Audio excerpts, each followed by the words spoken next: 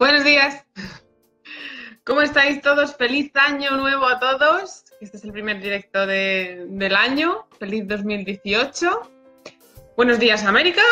Buenas tardes, noches a España.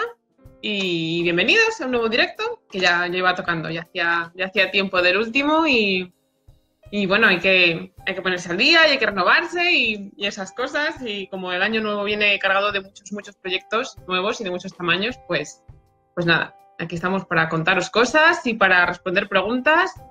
Y bueno, ya sabéis que hubo un intento de hacer un directo hace unas semanas con un compañero mío que iba a venir a hablaros de otras cosas que no fuera simplemente lo mío, que eso es una de mis intenciones, es esa, ir trayendo no solamente hablaros yo de mis experiencias y del layout, que es mi especialidad, que de eso sí que os puedo hablar bastante, pero claro, de otros departamentos y de otras especialidades yo no tengo ni muchísimo menos tanto conocimiento como otros compañeros, así que mi intención es traer de vez en cuando hacer directos aquí a compañeros que os puedan contar otras cosas y a los que les podáis hacer preguntas sobre otros departamentos y sobre lo que queráis, y no estar yo siempre aquí yo sola hablando con vosotros.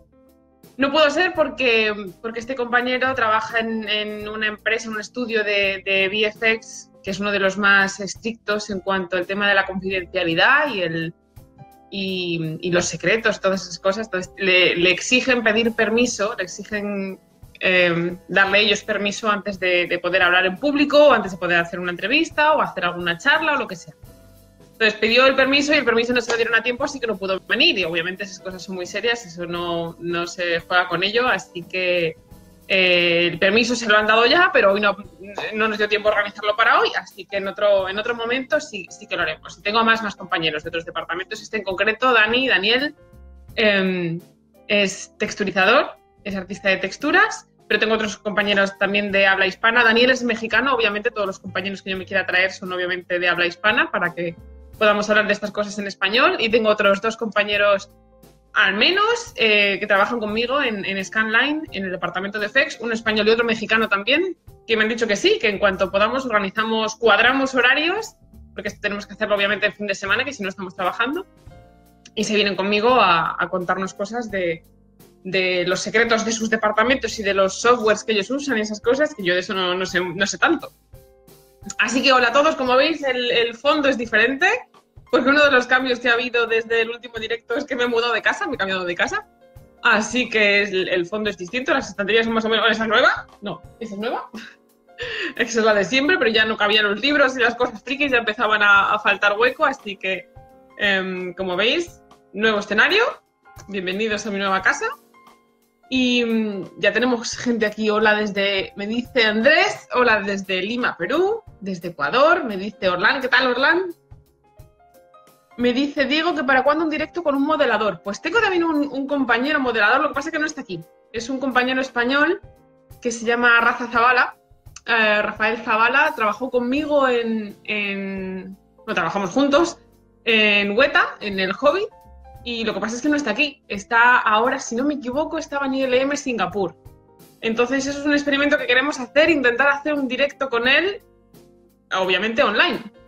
No sé si será técnicamente posible, si lo conseguiremos, si quedará bien o no, pero he hablado con él de esto y me ha dicho que sí, que encantado. Intentamos hacer juntos algo así parecido, así que como no todos los compañeros que tengo están aquí, pues sería un avance poder hacer también a distancia, con compañeros que tengo que están viviendo lejos, cosas parecidas a estas. Así que Rafa me ha dicho en principio que sí, lo que pasa es que, claro, entre horarios y que él se acababa de mudar a Singapur y que tenemos que cuadrar técnicamente a ver cómo podemos hacer un directo a distancia y esas cosas, aún no lo tenemos de todo organizado, pero el plan es que sí, que además Rafa...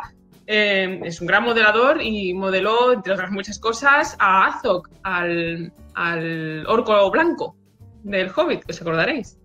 Así que tiene mucho que contar. A ver si eso también puede salir adelante.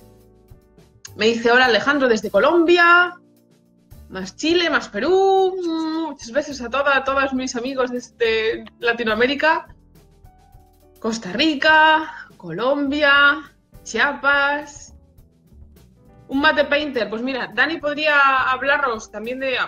Dani no es mate painter en sí, pero mate painting y texturas son departamentos relacionados, es posible que los pudiera hablar y contestar algunas preguntas sobre eso también. No conozco, así que piense yo ahora un mate painter de habla hispana. Voy a intentar buscar, pero así no, ahora no...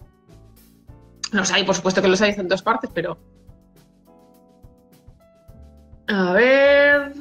Sevilla, Tania, Colombia, México... Bueno, antes de ir pensando preguntas, si me las vais dejando, a ver, y las vamos contestando luego, pero mientras tanto, como si me habéis mandado preguntas por email y por Twitter y tal, pues tengo aquí unas cuantas que quiero responder primero, hablamos de esto y luego seguimos con las del directo. A ver, en Facebook me preguntaba Yuri, me decía... Me gustaría saber cómo se combinan varias técnicas desde el uso de puppets, marionetas, animatronics y CGI para un personaje y si aún se hace. ¿Vale? Esto es una cuestión interesante porque antes de existir el 3D y la animación, obviamente los personajes que no eran reales se hacían pues, con marionetas o con marionetas de stop motion o con marionetas animadas o mecánicas o pues, montones de técnicas, ¿no? que se buscaban para poder... pues eso, tener personajes no reales en las películas. Y obviamente aún se siguen usando, no tanto, por supuesto no tanto como antes, porque ahora el 3D y la animación han comido bastante terreno sobre todo cuando estamos mezclando imagen real con bichos que no son reales. Pero el stop motion todavía es una disciplina y un arte muy, muy querido y que todavía se usa mucho. Si no, mirad películas como Cubo. Y ¿cómo se llamaba? Cubo y las cuerdas mágicas, ¿se llama? Cubo y la cuerda mágica, algo así se llamaba. Es una película preciosa y está toda hecha, bueno, está al 80% hecha en stop motion. Y luego, obviamente, hay efectos y hay fondos que sí que están hechos en VFX. Los VFX siempre son un apoyo para casi cualquier tipo de película, pero la película está prácticamente entera hecha en todas las animaciones son stop motion. Hay muy interesantes... documentales sobre cómo se hizo y cómo se ve a los artistas mover fotograma, a mí me parece eso una paciencia y una técnica y un arte fabuloso que yo no sé si sería capaz de hacer porque yo no tengo paciencia para las cosas tan meticulosas y es genial ver esos documentales de cómo se hicieron esas películas. Aún se hace. Y sobre puppets y marionetas, igual no tanto. El otro día vimos aquí en casa de nuevo por enésima vez las antiguas de Star Wars y es curioso ver cómo obviamente Yoda era una marioneta, era un puppet, totalmente una marioneta manejada con manos y articulada y tal. Y cómo el nuevo Yoda, que es obviamente todo 3D, el Yoda de las precuelas y de las nuevas películas, pues obviamente es animación.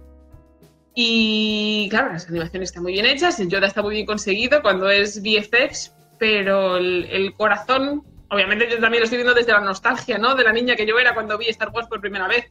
Pero el corazón que tiene la marioneta de Yoda, yo creo que no se pierde.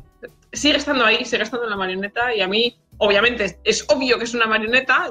Yo de niña no lo veía tan obvio, pero ahora que sí que es claramente una marioneta no me molesta en absoluto. La verdad es que se podrían usar más marionetas, ¿por qué no? No sé. Me dice, como si esto corre mucho y se va muy para arriba, no os puedo ver. Así que de vez en cuando engancho. Desde México, Francisco. Me dice Miguel que un mate painter es Javier Ledesma de Ilion. Buen aporte, Miguel. Pues no le conozco, por eso yo intento proponérselo a artistas y compañeros a los que ya conozco y por lo tanto tengo alguna confianza con ellos, que siempre si hay confianza y hay complicidad es más sencillo, pero a mí no me importa si algún artista ahí fuera, compañero mío o antiguo compañero mío o compañero de profesión, sí que nos conozcamos, le apetece intentar alguna cosa de estas y unirse a los directos, ya sea viviéndose aquí en persona o a distancia. Cuanta más información y más gente interesante os contemos cosas, mejor, ¿no? Incluso Miguel podría venirse o podría conectarse conmigo y contar muchas cosas, que yo sé que tiene muchas cosas que contar, que fue compañero mío. A ver, dice Tania, yo he hecho 2 cortos de stop motion.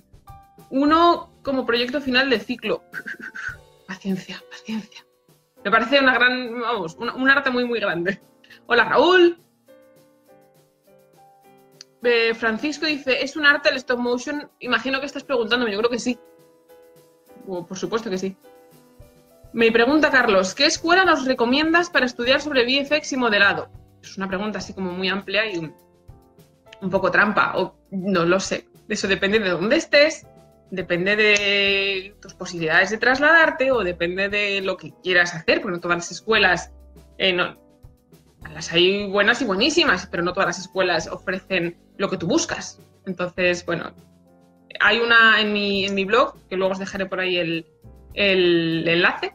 Hice un listado de escuelas en países hispanohablantes. Las ordené por países y por regiones para que podáis buscar en vuestra región, porque obviamente yo no sé de escuelas. Yo fui a la escuela hace un montón de años, incluso mi propia escuela ha cambiado un montón de cuando yo fui ahora, y ahora mismo no conozco qué oferta formativa tiene, así que ni siquiera mi propia escuela os puedo hablar en detalle sobre lo que están ofreciendo. Lo ideal es que podáis buscar vosotros, que comparéis, que habléis con gente que haya asistido a las escuelas a las que estáis vosotros pensando asistir, y que ellos os cuenten y os den sus opiniones y esas cosas, porque y recordar que no solamente es la escuela, lo importante es más casi el profesor, ¿vale? Yo soy una gran defensora de las pequeñas escuelas, que hay grandes escuelas que, pues eso, que tienen mucha fama y tienen mucho marketing y tienen muchísimos recursos, pero luego hay pequeñas escuelas también que tanto con el profesor adecuado son maravillosas y pueden llevaros a donde queráis también, así que no las dejéis atrás solo por eso. Echar un vistazo al listado de escuelas de mi blog y suerte. Me dejo aquí, tengo aquí un montón más. Por cierto, la taza de hoy, que siempre os enseño la taza del café de hoy se me ha olvidado, de la colección de tazas frikis. La taza de café de hoy es una taza de mi queridísimo Spock y montones de frases suyas. Me voy quedando sin tazas ya que enseñaros, ya os he enseñado un montón.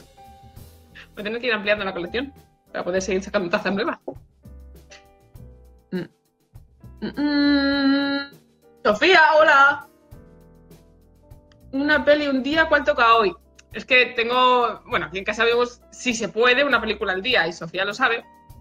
Y me gusta subir a Twitter la película que hemos visto cada día con el hashtag, con la etiqueta de una peli al día.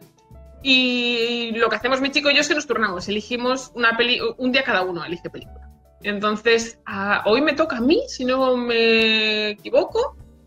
Sí, y creo que vamos a ver Split, la última de Shyamalan, que tengo muchas ganas de verla, porque he oído cosas interesantes y tengo ganas de ver Split, así que creo que hoy va a tocar Split, ya os contaré. Atentos a Twitter, porque lo que hago con la película de cada día para no saturar mucho el Facebook y tal es subirla en un pequeño tweet y contar qué película he visto y tal. Así que creo que Split, si la habéis visto, me digáis. A ver... Saludos desde Colombia.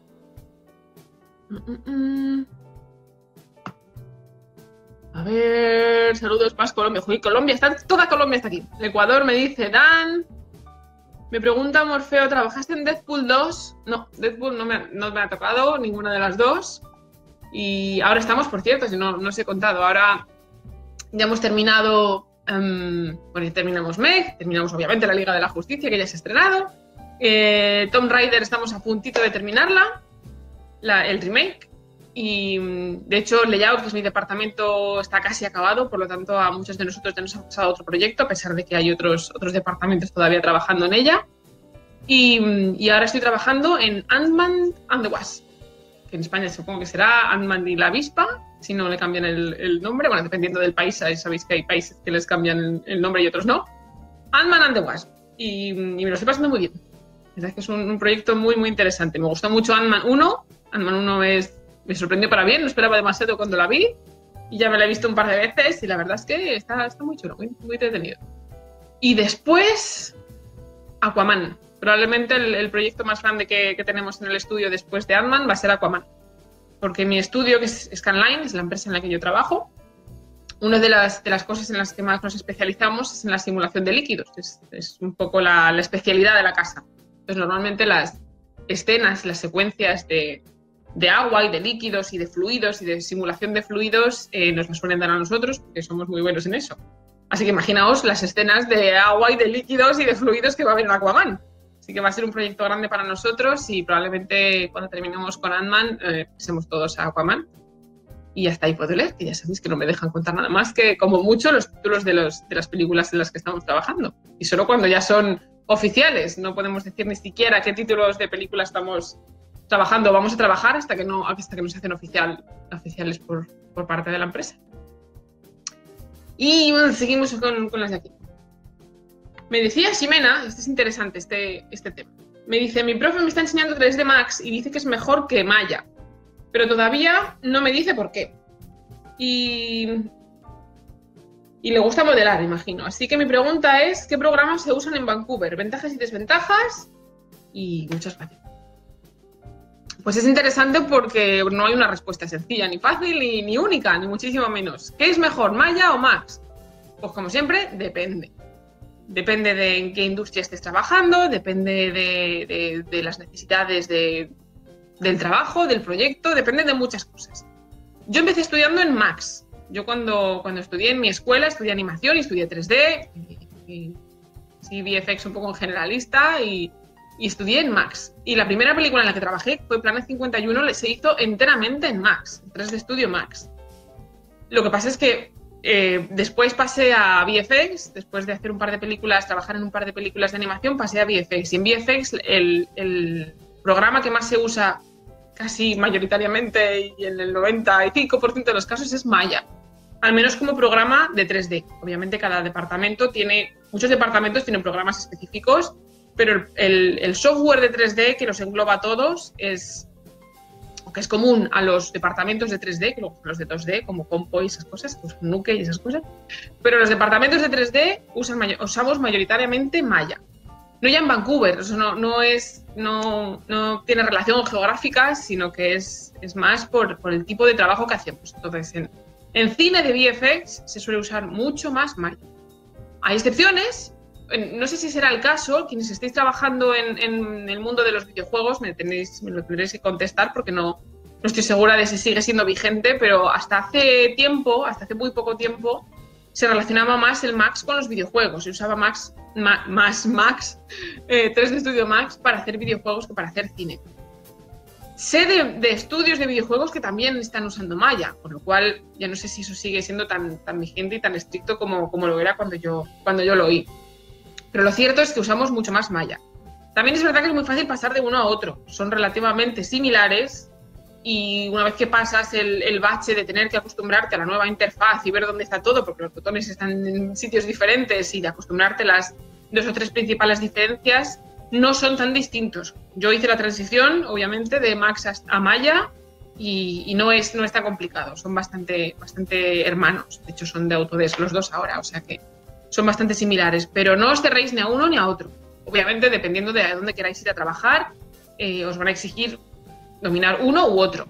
Si estudiáis en uno de ellos y queréis buscar trabajo en general, como generalistas, o estáis buscando vuestro primer empleo o algo así, no es mala idea que abráis el otro y le toqueteéis y jugueteéis, a ver, para que podáis entenderlo también, porque os lo pueden pedir también.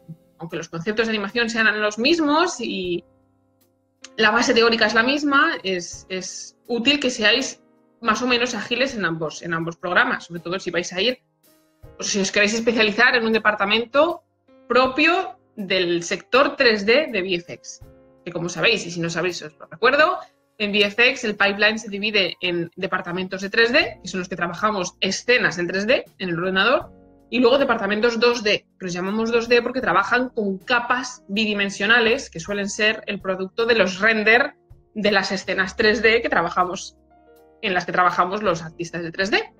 Es decir, normalmente vamos primero los artistas de 3D, renderizamos nuestras escenas, animación, por ejemplo, es 3D, layout, que soy yo, es 3D, los movimientos de cámara tienen que ser todos en 3D, y cuando tenemos la escena montada y efectos es 3D también, aunque también hay efectos en 2D, pues, y se ilumina la escena, obviamente en 3D, iluminación también es 3D, y se hace un render que sale en formato 2D. Es un producto bidimensional.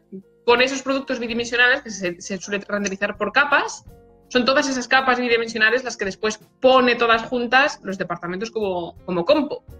Entonces, por eso se llama, a compo se le considera un departamento 2D. Entonces no manejan programas, aunque también deben saber manejarlos y muchas veces los conocen perfectamente, no manejan programas de 3D, sino que manejan programas 2D de composición 2D como Nuke. ¿Vale? Así que esto me he ido por las ramas, como siempre, pero que lo importante es que el programa más importante en el que yo trabajo, en el sector en el que yo trabajo, es Maya, siempre Maya. Nosotros, casualmente, en Scanline usamos los dos, usamos Maya y Max, porque hay uno de los plugins más importantes que trabajamos, del software propio de la empresa, como os digo, de simulación de fluidos más importante con el que trabajamos nosotros y solo nosotros, porque es propio de la empresa, está diseñado para Max. Entonces, curiosamente, nosotros, sobre todo el departamento de Flowline, que es como se llama este simulador de líquidos, necesita poder trabajar iluminación también, claro, pues tiene que iluminarlos, necesita poder trabajar en ambos, en Maya y en Max, pero ya os digo, generalmente Maya.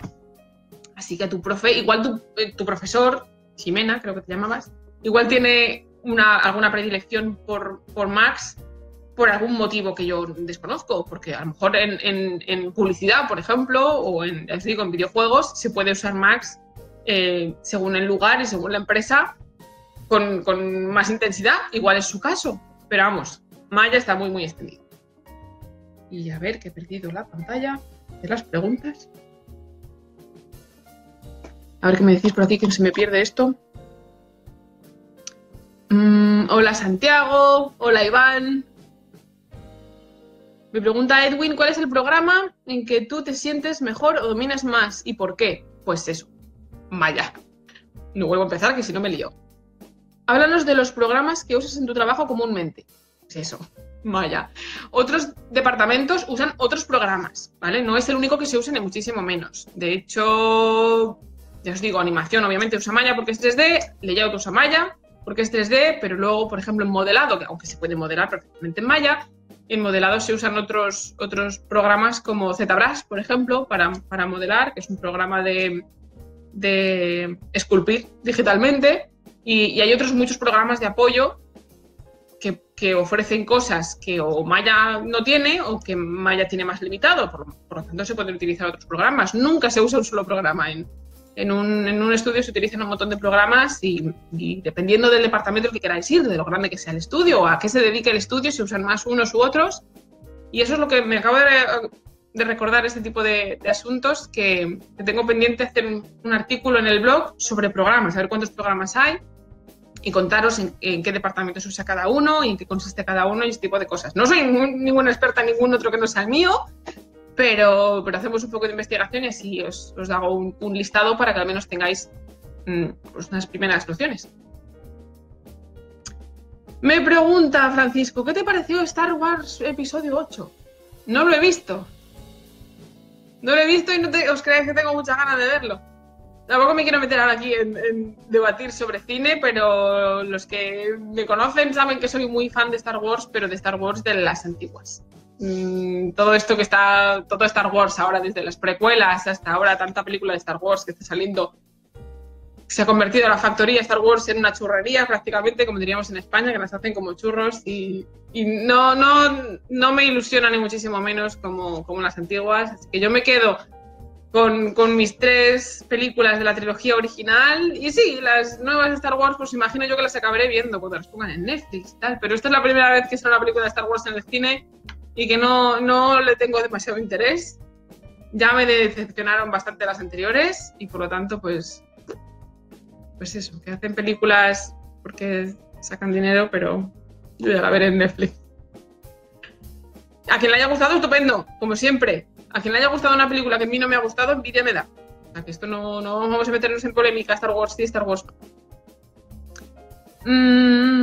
Me pregunta Dave, ¿qué hardware usan las empresas profesionales para renderizar rápido? En renderizado sí que los motores de render sí que son muchas veces propios de la empresa y a veces se usa incluso más de uno diferente o se utilizan plugins modificados para cada tipo de escena, así que ahí no te puedo, no es de mi departamento tampoco, así que ahí no te puedo contestar con mucho detalle, pero se me ocurre traernos a un iluminador un día y que nos cuente sobre motores de render, que eso es un tema muy interesante y del que yo tampoco sé mucho en detalle. Me dice Carlos, ¿cuánto tiempo se tarda en editar una película? Y también tienen ustedes un plazo de tiempo para entregar el producto final, desde luego. Desde luego. Pues una película de este tipo de películas en el que estamos trabajando nosotros en los estudios de por aquí, claro, puede pasar tranquilamente un año desde que se acaba el rodaje hasta que se estrena la película. Ese año es postproducción, no solamente edición, es toda la postproducción. La edición, lo que es el montaje en sí de la película, no se hace al final tampoco. Nosotros tenemos un montaje a lo largo de toda la postproducción, lógicamente, un montaje aunque sea provisional, pero lo necesitamos para saber qué planos van detrás de qué planos, cuáles son, cuántos son y ese tipo de cosas. O sea que el montaje se va haciendo, se tiene planificado desde antes de la postproducción y se va avanzando con él también a lo largo de la postproducción y puede tardar tranquilamente un año. Y que si tenemos una fecha de entrega, ya te digo yo que sí que tenemos fecha de entrega, porque de hecho lo normal es que al final cuando se va aproximando esa fecha de entrega, entran las prisas, porque obviamente el trabajo, los retrasos se han ido acumulando y al final siempre vamos pegadito de tiempo y toca hacer algo de overtime y toca dar un último empujón antes de poder entregar la película, porque las fechas de estreno de las películas están establecidas desde el rodaje prácticamente, desde que se firman los contratos, y hay veces que sí que se mueven, excepcionalmente hay veces que se retrasan, o se adelantarse es raro, pero se atrasan las fechas de estreno por los motivos que sean, pero es raro. Lo normal es que si la película se estrena en tal fecha tiene que estar terminada la película, nos guste o no, y le pese a quien le pese. Así que sí, por eso al final, cuando se aproxima esa fecha de entrega o esa fecha de estreno, suelen ser los momentos más estresantes en el trabajo, porque hay que terminarlo todo deprisa y corriendo, y todo lo que queda por hacer, que suele ser siempre bastante. La suerte es que mi departamento, que es layout, como ya os he contado, ya sabéis, y si no, pues tenéis que buscar el vídeo del pipeline de YouTube. El trabajo de VFX en una empresa de VFX es un trabajo muy lineal. Los departamentos vamos uno detrás de otro. Yo no puedo empezar hasta que no he terminado modelado, y animación no puede empezar hasta que yo no he terminado, que somos los de layout. Y FX no puede empezar hasta que no termina animación, vamos uno detrás de otro. Con lo cual, los departamentos que van al final del proceso son los que más retraso acumulan y son los que más trabajo tienen. Entonces, normalmente cuando queda un mes, 2 meses del estreno, layout, que es mi departamento, ya hemos terminado lo nuestro. Porque si layout no ha terminado un mes antes del estreno, no llegamos al estreno, porque todavía queda mucho trabajo que hacer después del layout. Así que la suerte es eso, quienes os queréis dedicar a departamentos que van al final, que suelen ser compo, efectos e iluminación, son los que más van al final, son los que trabajan con más estrés de todos. Los pobres míos hacen bastante overtime, hacen muchas horas extras y tienen mucho estrés. Y los que van al principio de la cadena, que suele ser modelado, por ejemplo, pues van más relajados, van mucho más tranquilos, porque son los primeros que empiezan y los primeros que tienen que terminar, con lo cual su vida es bastante más fácil. Pero bueno, cada uno tiene que dedicarse a lo que quiere dedicarse. Y como siempre me extiendo un montón. A ver. Jesús, si me dejo a alguien, perdón, como siempre, os intento después rescatar. Me dice Jesús que me está viendo su sobrina y que le gusta la película de los Vengadores. ¡Hola, sobrina de Jesús! Más. Hola desde Colombia, Jonathan. Desde México, Omar. Desde Bogotá, Nicolás. ¿Has trabajado en videojuegos? Me pregunta Dan. No, no he trabajado en videojuegos. He hecho televisión, sí que antes de hacer cine trabajé en una serie de televisión, que fue más o menos mi primer trabajo en el mundo audiovisual, así un poco más importante, que luego me ayudó a entrar en el mundo del cine, que fue Águila Roja en España. Y antes de eso hice como freelance, sí que trabajé en un par de anuncios de televisión y tal, algo de publicidad sí que he hecho. Pero en videojuegos no. Así que en videojuegos... Pero son mundos muy, muy hermanos. Los videojuegos, bueno, obviamente los VFX que se hacen para televisión y para publicidad tienen plazos bastante más cortos, llevan una vida un poco más estresante porque los proyectos obviamente son mucho más cortos y se terminan mucho antes.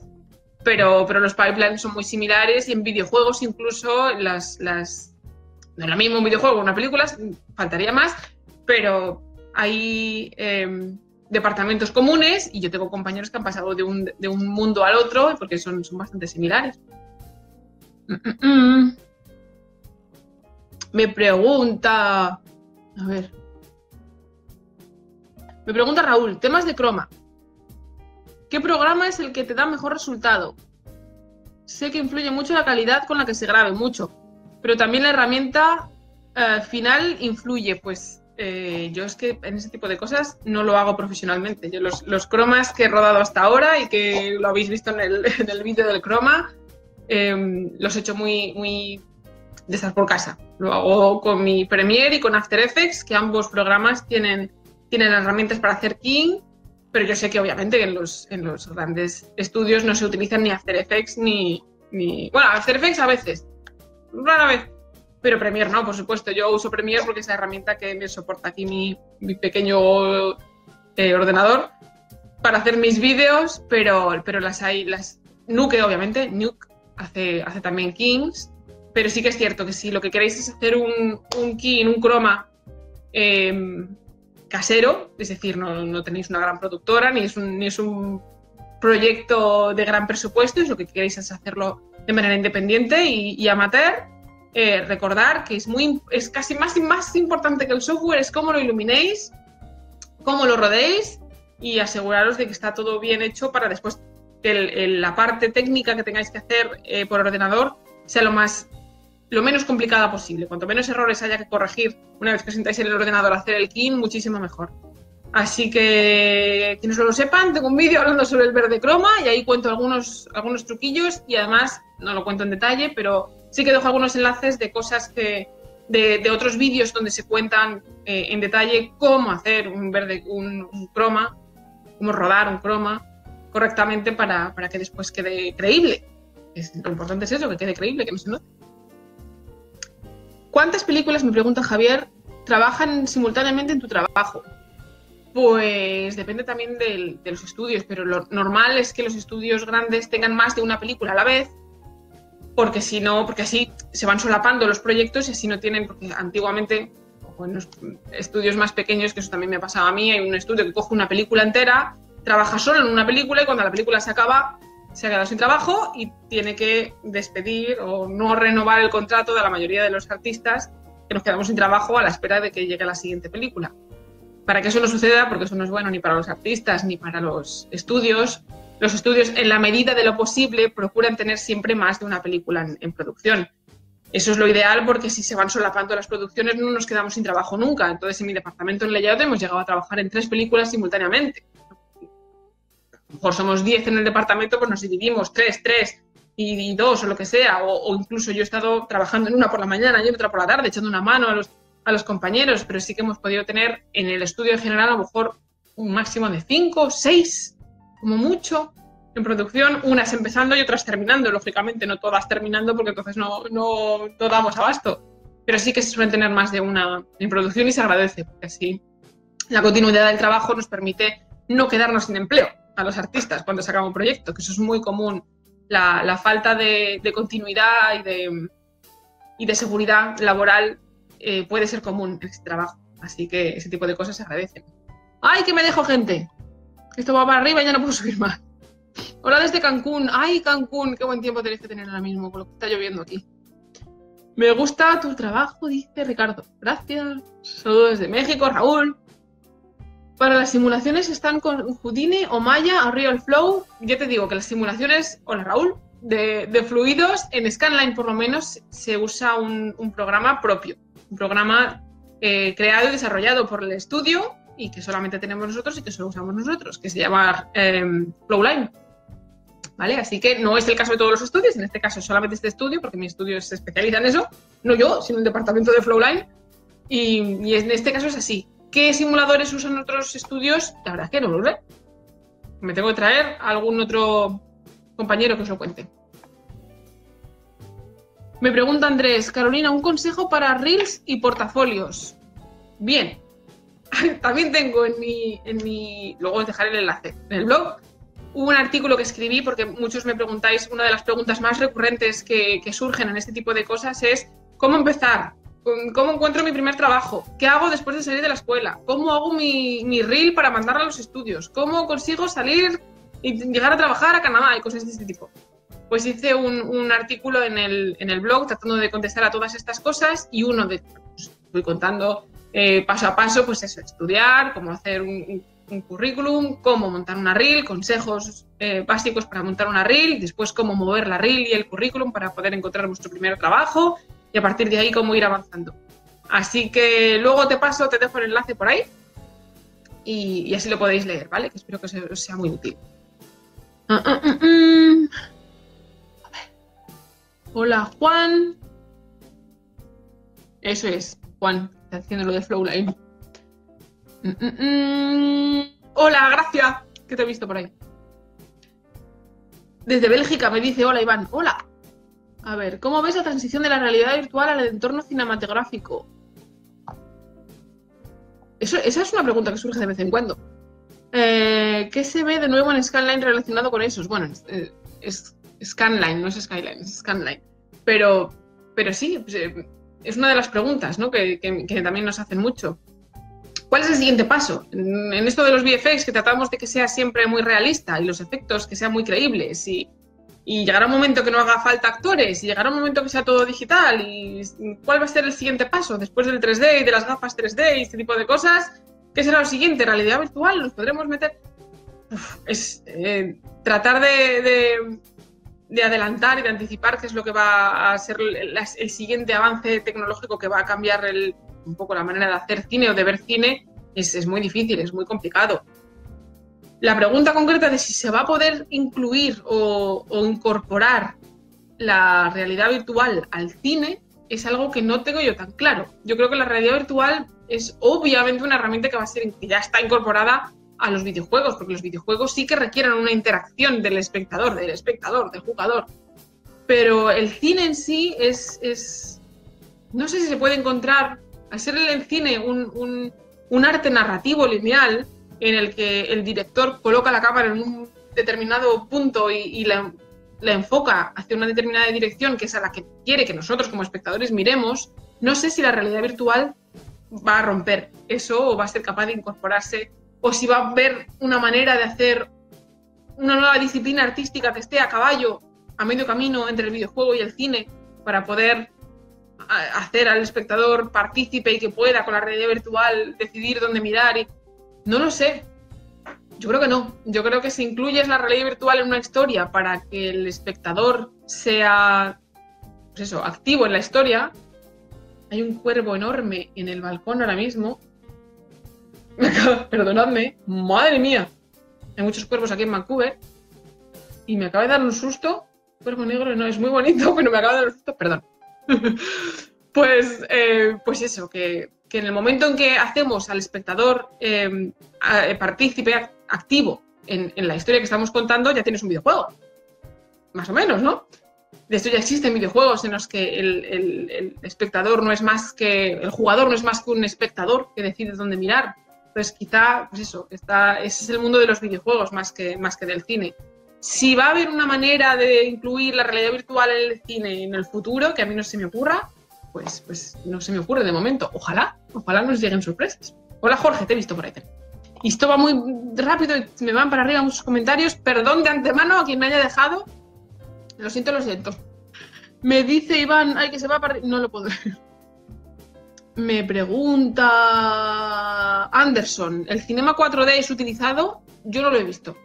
Al menos en este tipo de estudios y en cine... Este tipo de estudios de VFX para cine del tipo de cine en el que trabajamos nosotros, yo no lo he visto.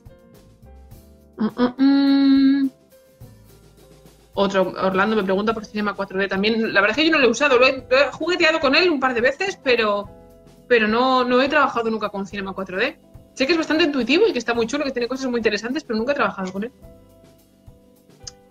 A ver... Hola, me dice René. ¿Te gustó la Liga de la Justicia? Me pregunta. ¿Qué te parece el bigote? Vamos a volver con la polémica del bigote. Yo trabajé en la Liga de la Justicia.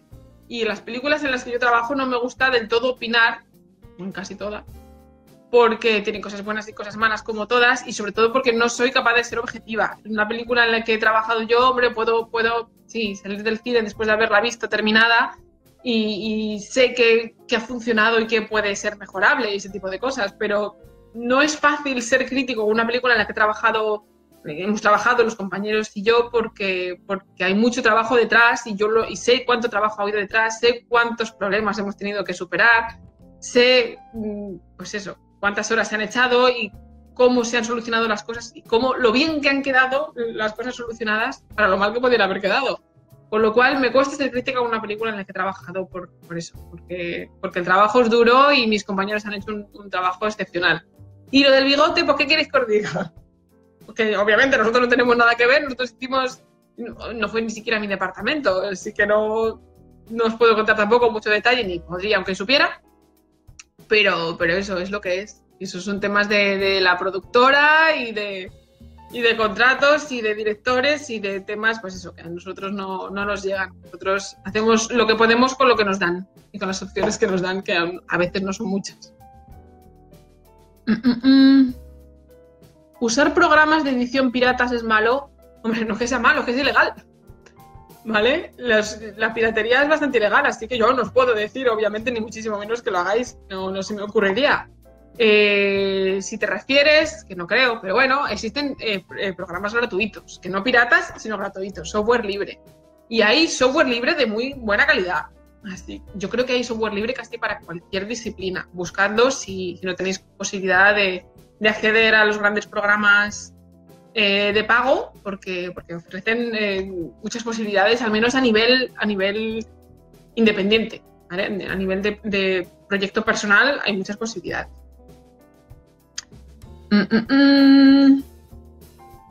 A ver, se hace, me dice Gregorio, hola, en los estudios análisis a posteriori, autocrítica de lo que ha ido mal en una peli.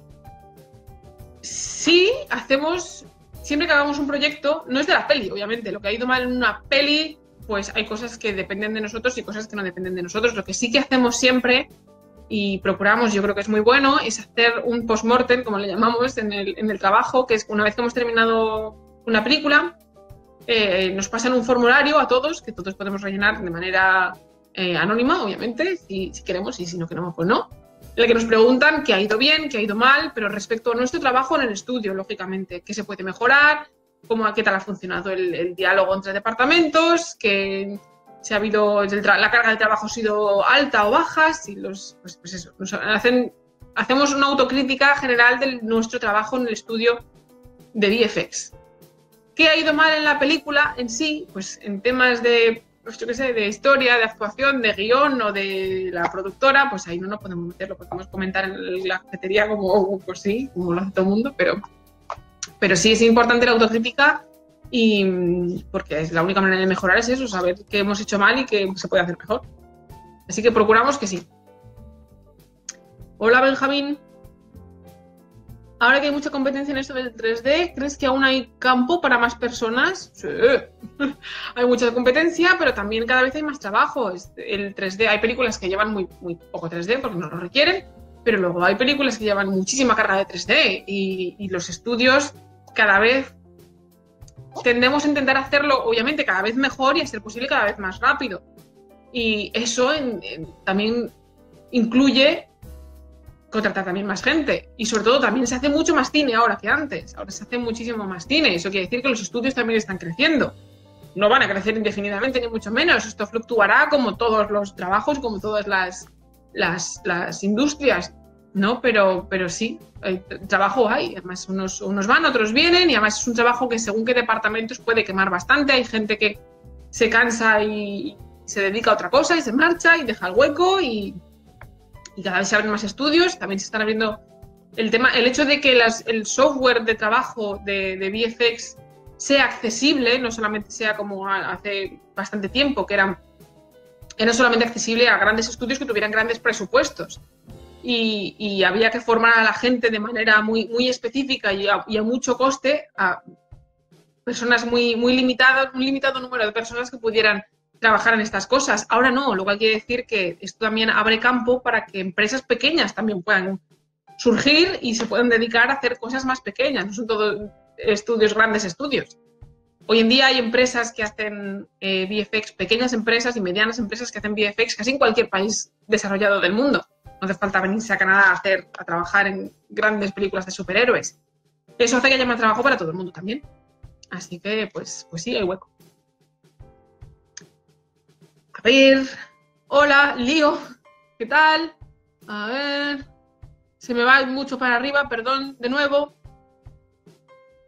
¿Estás trabajando en algún proyecto? Hola, Lío, como veo que acabas de llegar. Sí, ahora estamos con Ant-Man and the Wasp, que lo he contado antes. Este vídeo se queda grabado, ¿vale? A los que estéis llegando ahora o lleguéis tarde o os tengáis que marchar, que sepáis que esto se queda grabado y se quedará subido aquí en Facebook y luego lo subiré a YouTube. Así que si no tenéis tiempo, no os preocupéis, que lo podéis ver después en diferido. No se me agobie nadie. Hola desde Chile, desde El Salvador. A ver. Esto va muy rápido. ¿Por qué es tan difícil, me pregunta Charles, entrar en este mundo, ya sea en cine o en videojuegos? Hombre, difícil, pues relativamente como todo. Hay que trabajar duro y hay que buscar hueco, y en cuanto haya hueco hay que meterse. Es difícil porque hay que ser bueno y para llegar arriba, y para ser bueno hay que trabajar duro, y porque cada vez hay más gente estudiando de esto y por lo tanto también hay más competencia, hay más gente queriendo entrar en el mismo sitio que tú, pero no es ni muchísimo menos imposible. Hay escuelas que nada más salir de terminar los estudios te ofrecen prácticas en estudios de VFX o de animación. Recordar que yo trabajo en VFX, pero animación es prácticamente lo mismo. Estudios como Pixar o como DreamWorks o como muchos otros, Sony, que también hace mucha animación, funciona prácticamente igual. Así que pues es difícil, pues relativamente, como todo, ¿vale? Ni más ni menos, como todo. Y hay que empezar desde abajo, también como todo, y ir creciendo poco a poco. Eso es lo que nos ha tocado hacer a casi todos. Así que no se me desespera nadie, porque si he podido yo y han podido todos mis compañeros, pues puede cualquiera que se empeñe. A ver, me pregunta Pedro, ¿dónde puedo ver esos vídeos? No sé a qué vídeos te refieres, así que porque llevo un rato hablando y esto me lo has preguntado hace un rato. Pedro, específicame qué vídeos te refieres y te contesto luego si puedo. Hola, Quique. Me pregunta Neftali si el 3 de Studio Max se sigue usando en la industria. Sí, ¿vale? Tengo entendido que en la industria del videojuego todavía se usa bastante. Nosotros lo usamos para Flowline, además del Maya, porque Flowline está establecido de esa manera, y el Maya, ya os digo, en mi entorno de trabajo es el que más se usa, pero Max se sigue usando. Hola desde Colombia. Me dice Jesús que lo que más jaleo le dan los renders son las sombras. ¿Tienes algún secretillo? Hombre, así como de repente, iluminación, que es obviamente, si hablas de las sombras es porque hablas de iluminación. Sí que es verdad que lo que le da realismo a una escena en 3D, ya sea una escena de película o una infoarquitectura, foto realista y estas cosas, lo que le da el realismo es la luz. Si la luz no está bien trabajada, es donde canta, es donde se nota que no es real. Y la luz implica las sombras. Pues truquillo, paciencia. Obviamente es la parte más compleja en cuanto al detalle, el nivel de detalle final necesario para cualquier imagen. ¿Qué debería tener una buena reel de un compositor? Buena pregunta. He visto unas cuantas, pero no sé. Yo siempre para las reels recomiendo entrar en YouTube o en Vimeo y buscar reels. Ver muchas reels. Buenas, regulares y malas. ¿Vale? De todos los el departamento que vosotros os queréis dedicar o de cualquier otra disciplina. Ved qué funciona y qué no funciona. Ved qué os interesa y qué no. Qué se ajusta a vuestro estilo y qué no. Pero ver muchas reels os va a enseñar qué funciona y qué no funciona y cómo se muestran las cosas mejor y cómo no. Así que eso es échale un vistazo al artículo de mi blog y eso, ver muchas reels es un buen ejercicio. Saludos desde Honduras. Me dice Neri, hola. Hola Lester. A ver. Desde Alemania me dice Percy, hola. Desde Perú. ¿Cómo crees que se pueden usar los VFX para ayudar a las medianas y pequeñas empresas, supongo, a hacer publicidad? O sea, captar publicidad de los clientes. Pues ahora mismo en la publicidad yo no soy mucho de ver tele, así que no veo muchos anuncios, pero la publicidad también está muy cargada de VFX. No es difícil. No tenéis más que ver los anuncios de coches, por ejemplo. Los anuncios de coches rara vez se usa un coche real. Los grandes anuncios de coches suelen ser coches en 3D. Aunque no lo parezca, suelen ser modelos tridimensionales, sobre todo esos anuncios en los que el coche aparece en un entorno negro y se ilumina y no sé qué, y gira y tal. Ese tipo de anuncios es todo 3D. Y más de lo que vosotros podéis pensar es 3D también en la publicidad y en las series de televisión que ahora están tan en auge, grandes y pequeñas. Los VFX están presentes casi en todos ellos. Que no los veáis no quiere decir que no estén, quiere decir que están bien hechos, pero están presentes incluso en pequeña medida en todos esos mundos. Y en la publicidad, por supuesto. Todo depende del presupuesto que se tenga, porque obviamente cuanto más presupuesto tengan, más se puede uno recrear en este tipo de detalles, pero está muy presente. A ver, tengo aquí más. Todavía me quedan unas cuantas, no me quiero olvidar. A ver, me preguntaba María. ¿Qué recomendarías hacer a alguien que quiere especializarse en edición y montaje? Edición y montaje.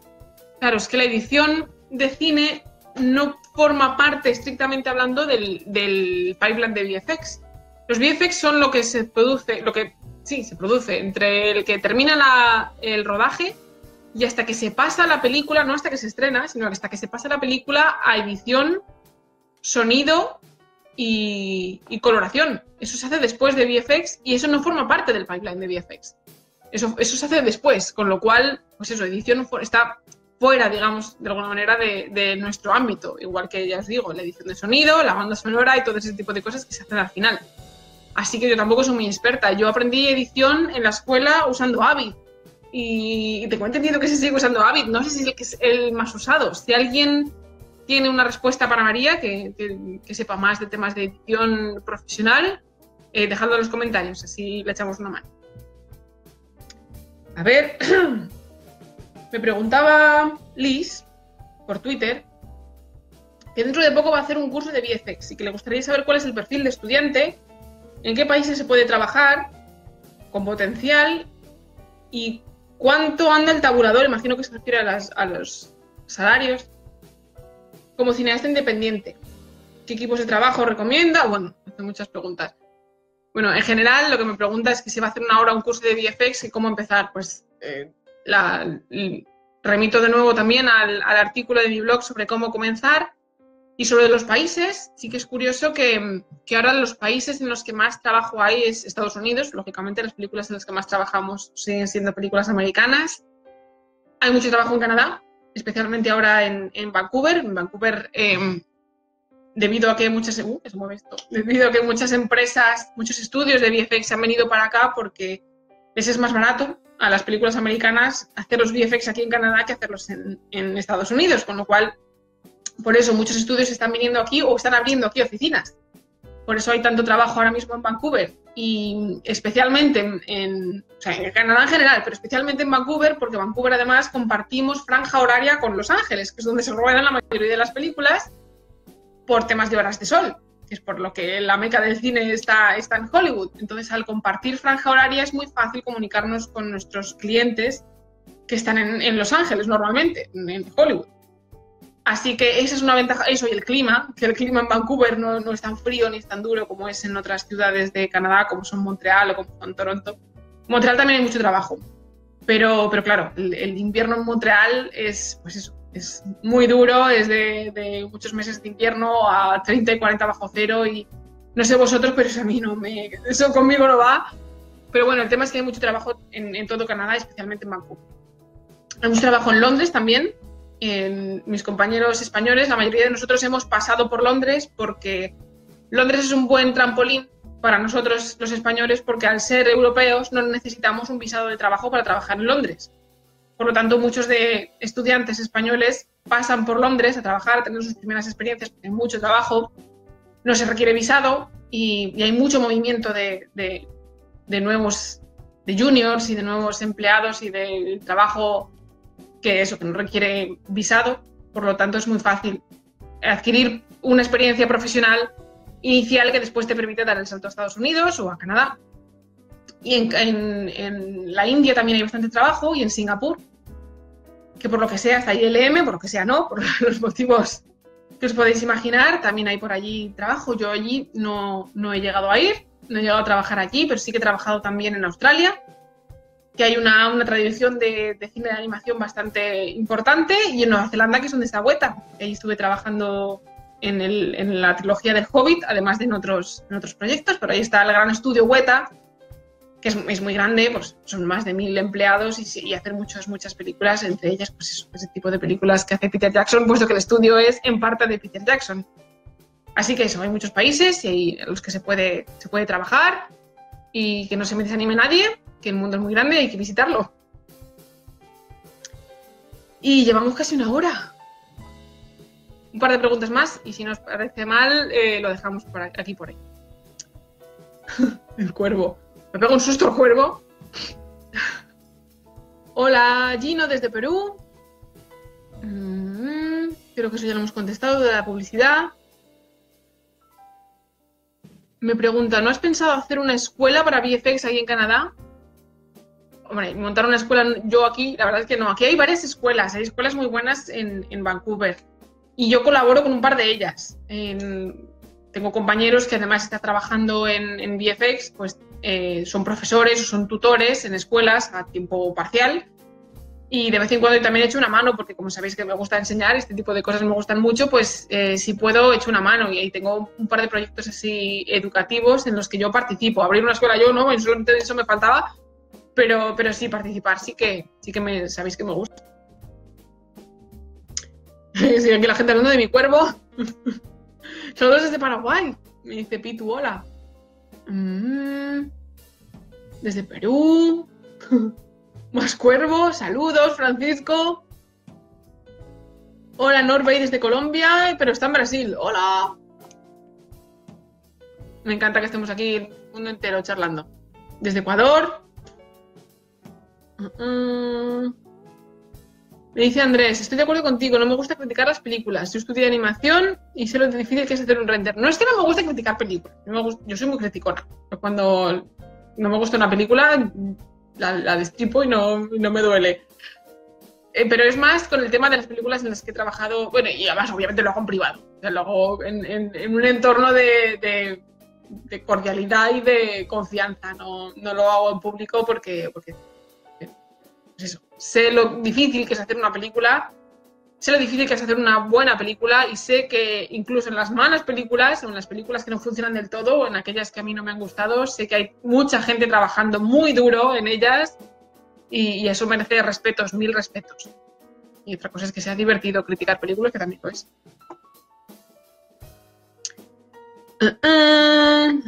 Hola, a ver, me he dejado aquí. Yo ya no sé lo que me he dejado aquí. Me pregunta Diana, ¿fue fácil conseguir trabajo en Vancouver? Pues relativamente, no... Fácil no.